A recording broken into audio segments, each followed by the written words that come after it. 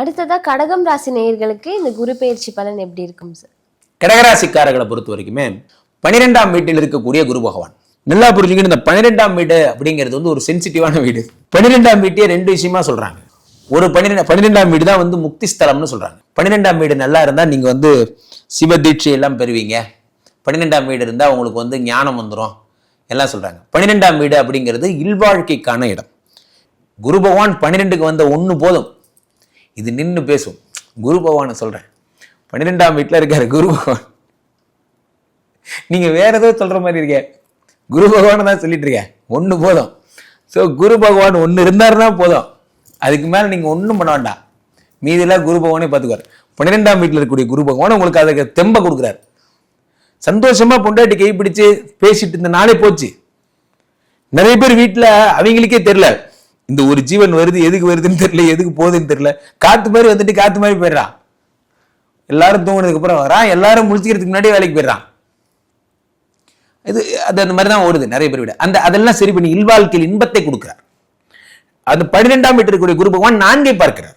4ஆம் இடம் என்பது என்ன? வீடு, மாடு, மனை போன்றவற்றை குரு பகவான் பார்க்கிறார். நான் பெரிய வீடு கட்டணும்னு ஆசைப்படுறேன், நான் பெரிய லேண்டு வாங்கணும்னு ஆசைப்படுறேன், உங்களுக்கு லேண்டு வீடு போன்றவை எல்லாம் குரு பகவான் தருவார். உங்களுக்கு நான் ஒரு ஆசைப்பட்டேன் குருஜி, நான் எதிர்பார்த்த மாதிரி இந்த வருடம் தான் எனக்கு வீடு கிடைக்க போகுது.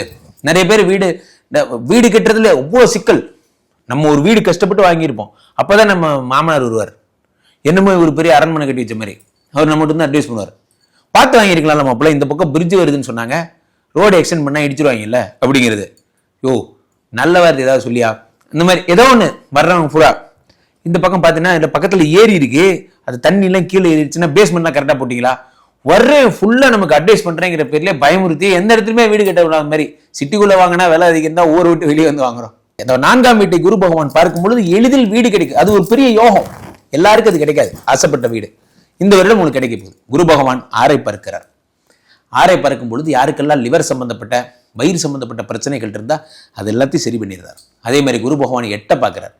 ஆயுள் பாவத்தை ஒரே தூக்குறார். ஆயுள் பாவம் யாருக்கெல்லாம் வந்து பயப்படும், ஹாஸ்பிட்டல்ல இருக்கும் சார், உடம்பு சரியில்லாமல் இருக்கும், எல்லாம் சரியாயிடும். ஆக உங்களுடைய இல்லற வாழ்க்கை ஒரே ஹாப்பியா இருக்க போறீங்க. அது சுந்தரி நீயும் சுந்தர ஞானும் ஒரே ஜாலி தான். உங்க குரு பகவான் எந்த விஷயத்துக்கு வராரோ இல்லையோ, இந்த விஷயத்துல உங்களை ஹாப்பியா வச்சிருக்க போறார். அதுக்கடுத்து 8ஆம் வீட்டை குரு பகவான் பார்த்து உங்களுக்கு ஆயுள் பாவம், மாங்கல்ய பலம் எல்லாத்தையும் சரி பண்றார். சூப்பரா இருக்க போறீங்க. 4ஆம் வீட்டுல வீடு கட்ட போறீங்க, ப்ரமோஷன் வரப்போகுது. கடகராசிக்காரர்கள் செம ஹாப்பியா இருக்க போறீங்க.